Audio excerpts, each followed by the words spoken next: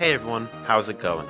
Today I'll be covering the rumors around the Pokémon Diamond and Pearl remakes and my thoughts on what we should expect and what we can hope Game Freak will add.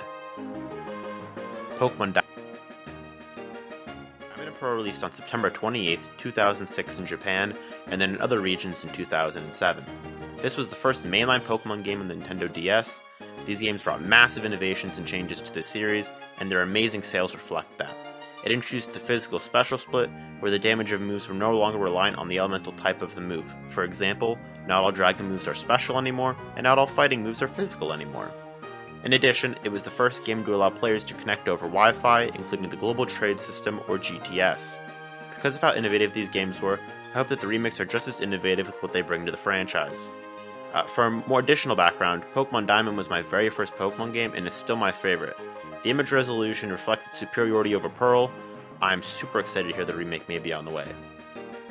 On January 14th, 2021, Central Pokémon Leaks on Twitter confirmed that Diamond and Pearl remakes will be coming to us this year on the Nintendo Switch. I always take these kinds of leaks with more than a grain of salt. However, these are the guys who leaked accurate Sword and Shield information before anybody else, so they have some credibility behind them. Additionally, it's Pokemon's 25th anniversary, so the timing this year would be perfect. However, that's all the information we have so far, as no more information has been leaked or released. So now I'll hop over to what I'm expecting from these games, and then finally what I hope they'll bring to us. I do believe Dynamaxing will make a return in these games, as it seems to be the gimmick Game Freak has picked for the current generation of Pokemon. This means we'll most likely see Gigantamax forms of the starters, the Gym Leader's Pokemon, the Team Galactic Pokemon, and the Box Legendaries. As seen in the picture of Mount Coronet, the main mountain of the Sinnoh region, the dark sky that appears over the Spear Pillar during the events of the game could easily be tied to the narrative of the Darkest Day, the phenomenon that explains the origins of Dynamaxing in Pokemon Sword and Shield. I also expect that they'll throw in a wild area somewhere, I'm assuming in the Safari Zone, as it's a pretty small contained area, it wouldn't put too much stress on the Switch's system. I also think there will be a return of the Underground.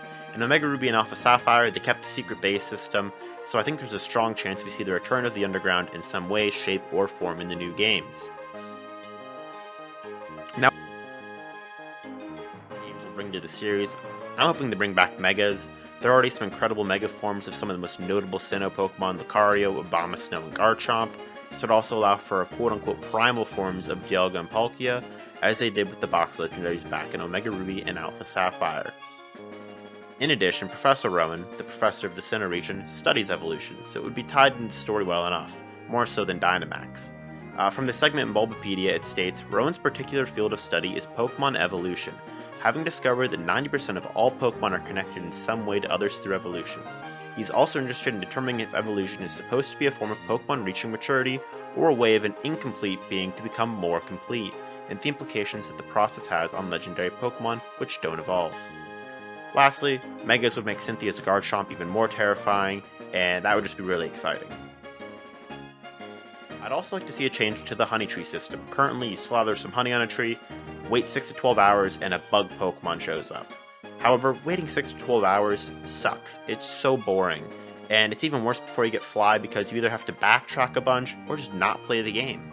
Instead, I think it'd be cool to relate it to that tree shaking mechanic from Sword and Shield, where you could shake items out of a tree and possibly a Pokemon attacks.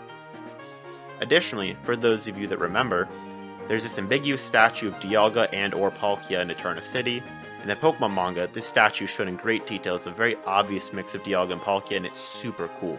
I really hope we get to see a 3D version of this statue in game. Another change I'd like to see is in regards to the Pokemon Mansion. Currently, its only use is to get a few baby Pokemon, it's pretty irrelevant. Recently though, I played a Pokemon hack called Renegade Platinum made by Adriano. I highly recommend it. One addition he made was an event at the Pokemon Mansion, where Team Galactic storms the mansion in an attempt to steal a rare Pokemon egg. After defeating them and kicking them out, you're presented with the egg, a Manaphy egg.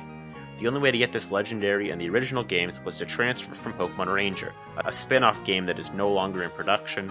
I think this would be a cool way to bring it back to new players. Cover what I want from a post-game. First, I would like to see the fantastic Battle Frontier return.